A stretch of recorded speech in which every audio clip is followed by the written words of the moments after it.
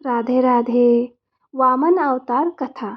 एक बार देवताओं और दैत्यों के बीच भीषण युद्ध हुआ, जिसमें दैत्य पराजित हुए तथा जीवित दैत्य मृत दैत्यों को लेकर अस्ताचल की ओर चले गए। दैत्यराज बलि इंद्रवृत्त से मृत्यु को प्राप्त हो गए। तब दैत्यराज गुरु ने अपनी मृत संजीवनी विद्या से दैत्यराज बलि को जीवित कर दिया, साथ ही अन्य दैत्यों को भी जीवित और स्वस्थ कर दिया।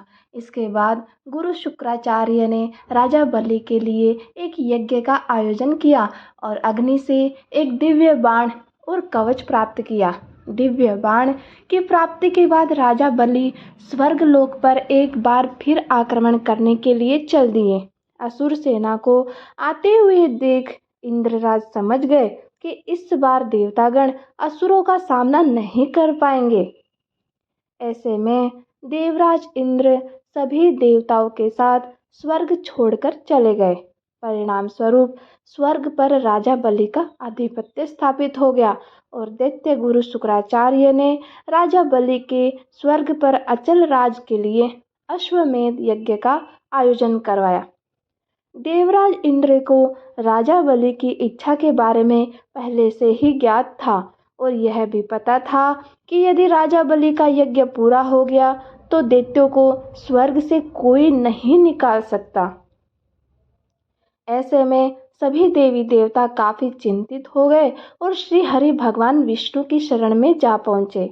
इंद्रदेव ने अपनी पीड़ा बताते हुए श्री हरि से सहायता के लिए विनती की। देवताओं को परेशान देख भगवान विष्णु ने सहायता का आश्वासन दिया और कहा कि मैं वामन रूप में देवराज इंद्र की माता अदिति के गर्भ से जन्म लूंगा, जिसके बाद भाद्रपद मास के शुक्ल पक्ष की द्वादशी को श्री हरि भगवान विष्णु ने माता अदिति के गर्भ से धरती पर 5वां अवतार लिया।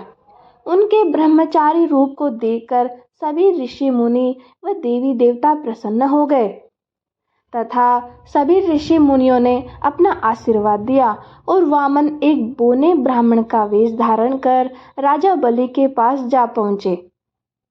उनके तेज से यज्ञशाला प्रकाशित हो उठी। यह देख बलि ने उन्हें आसन पर बिठाकर आदर सत्कार किया और भेंट मांगने को कहा। इसे सुन वामन ने अपने रहने के लिए 3 पग भूमि देने का आग्रह किया।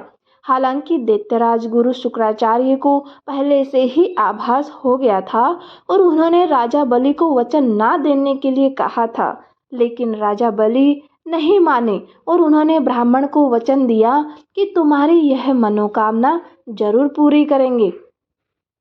बलि ने हाथ में गंगा जल लेकर 3 पग भूमि देने का संकल्प ले लिया। संकल्प पूरा होते ही वामन का आकार बढ़ने लगा और विकराल रूप धारण कर लिया। उन्होंने एक पग में पृथ्वी, दूसरे पग में स्वर्ग तथा तीसरे पग में दैत्यराज बलि ने अपना मस्तक प्रभु के चरणों के आगे रख दिया। अपना सब कुछ गंवा चुके बलि को अपने वचन से ना हटते देख भगवान प्रसन्न हो गए और उन्होंने दैत्यराज को पाताल का अधिपति बना दिया। जो भी इस कथा को श्रवण करता है उसके धन वैभव